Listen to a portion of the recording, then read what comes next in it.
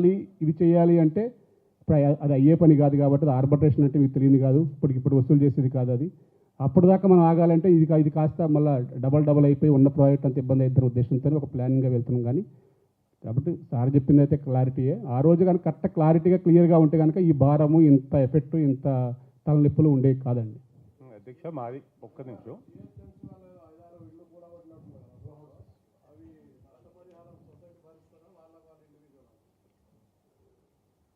Actual చెప్తే కదా మా సభ్యుల్లో స్వార్థం వల్ల జరిగిందే కానీ లేకపోతే వాళ్ళు పర్మిషన్ రావాలి. ఇప్పుడు ఇందాక సార్ చెప్పినట్టు 2017లో హెచ్ఎండి పర్మిషన్ అప్లై చేశాం మిగతా 2250 ఎస్ఎఫ్టీకి. కానీ యాక్చువల్ మనకుంది G+1 1530 ఎస్ఎఫ్టీకి, G+1 హెడ్ రూము అంటే 2250 ఎస్ఎఫ్టీకి 2017లో వెళ్ళాలని సభ్యులు అప్పుడున్న మేనేజ్మెంట్ కమిటీ అందరూ కూర్చొని చేసిందే. అంటే అప్పుడు మేనేజ్మెంట్ కమిటీ నిర్ణయం కాదు, అసలు వాళ్ళకేం తెలుసు పైన కట్టాలని.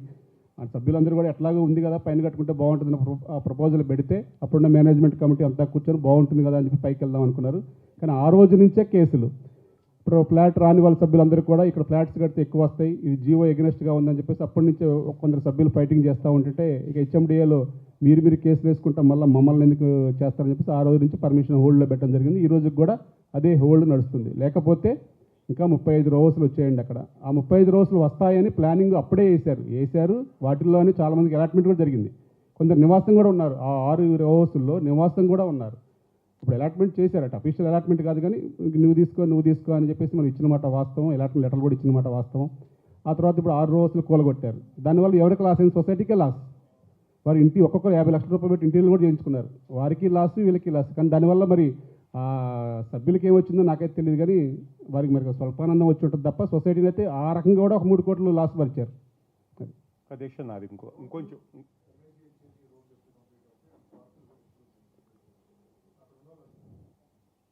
సార్ ఇప్పుడు ఇందాక చెప్పాను మా దగ్గర ఉన్న పనులు అయితే ఇంకా 40 కోట్ల రూపాయల పాత ప్రాజెక్ట్కే పనులు ఉన్నాయండి. ఎంఐజీ కానీ డూప్లెక్స్ కానీ రో హౌస్ కానీ.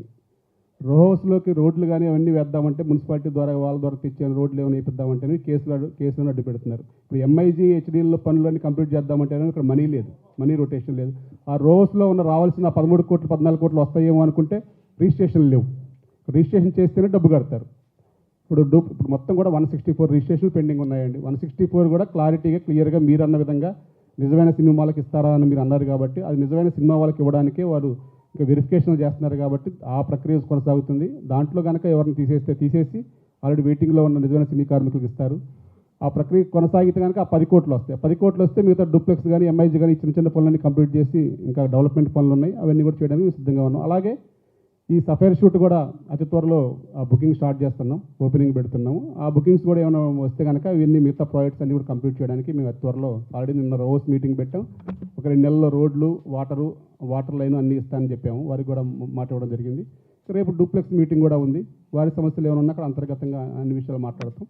ఏదైనా మనీ వస్తే కానీ చేయడానికి మేము సిద్ధంగానే ఉన్నామండి. దానికోసం అంటే అర్థం కాలేదండి. అంటే మీరు అధ్యక్షుడిగా ఉన్నందుకే ఈ కేసులన్నీ పడ్డాయి అంటున్నారు. బట్ అది కాకుండా అనిల్ని ఎలా ఇబ్బంది పెట్టాలి అనే దాని మీదే వెళ్తుంది కొంతమంది ఫోకస్ ఇదంతా కూడా అనేది.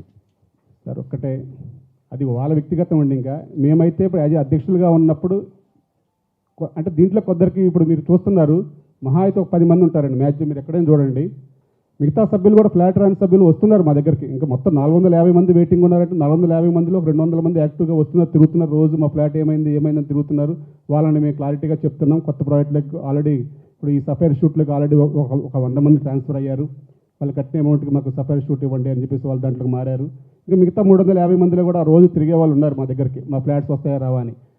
ఆల్రెడీ 5 మెన్ కమిటీ ద్వారా మేము సభాముఖంగా మీ ముఖం చెప్పేది 5 మెన్ కమిటీ ద్వారా ఎలాట్ అయ్యి నిజమైన సినీ కార్మికులకు అన్యాయం జరిగితే మేము ఇవ్వడానికి సిద్ధంగా ఉన్నాం. కానీ వాళ్ళల్లో వాళ్ళ మెంబర్లను ఎవరినో తీసివేశారని చెప్పేసి మాకు ఫ్లాట్లు రాలేదనే గొడవలు తప్ప వ్యక్తిగతంగా ఇంకా ఇక్కడ టార్గెట్ చేశారే తప్ప వేరే ఉద్దేశం సొసైటీ డెవలప్ కావాలి, సొసైటీ పరంగా ఇవ్వలేదండి. కానీ ఇంకోటి ఏంటంటే ఇప్పుడు ఎవరైనా సరే వారేదో నన్ను మానసికంగా శారీరకంగా బాధ పెడితే ఇక్కడి నుంచి పక్కకి వెళ్ళిపోతాడు, ఈ సొసైటీలోకి వద్దామని ఒక ఆశ తప్ప వాళ్ళకి ఇక్కడ ఏదో చేద్దాము ఒక మంచి చేద్దామని ఆలోచన ఉన్న వాళ్ళైతే మేము ఎప్పుడూ స్వాగతించాము. ఇలా సభాముఖం జనలబడిలుగా రమ్మన్నాం. నేను ఇదే జనలబడి సాక్షిగా లాస్ట్ ఇయర్ నేను 24లో లోపలికి వెళ్ళి బయటకు వచ్చినప్పుడు ఇదే సభాముఖం జనలబడి పెట్టి క్లారిటీగా చెప్పాను. మేము చేసే తప్పు అయితే ఎల్ఈడి ప్రొజెక్టర్ పెట్టాను, మేము చేసేది తప్పు అయితే ఇక్కడ రండి, మేము స్వయంగా ఈ కమిటీ మొత్తం దిగిపోతాం, వద్దు అనవసరంగా సొసైటీని డిస్టర్బ్ చేయడం మనకు మంచిది కాదు అని మేము సభాముఖంగా చెప్పాం. ఎవరైనా సరే ఇప్పుడు దిగిపోవాలంటే ప్రజెంటేషన్ చేయాలి కదా, నేను మంచి చేయగలను అంటే నేను చేయలేకపోయాను కాబట్టి నేను దిగిపోవచ్చు. అంతేగాని వాళ్ళకి ఏంటంటే అక్కడ నేను ఉంటే కనుక వాళ్ళు రాలేరు అనే ఒకే ఒక సంకల్పం పెట్టుకొని నన్ను మానసికంగా శారీరకంగా కొంగదేయాలి. ఎందుకంటే ఇక్కడ ఏది జరిగినా 4213 మంది తరఫున కానీ మా కమిటీ తరఫున కానీ రెఫరెన్స్ చేసేది, చిన్న దానికి కూడా స్పందించేది, మెసేజ్లు పెట్టేది, మా వాళ్ళు కూడా మాట్లాడతారు. కానీ అందరూ మైకు బట్టి మాట్లాడలేరు కాబట్టి ప్రతి దానికి నేను ముందుకు వస్తాను. అది వారికి నచ్చట్ల.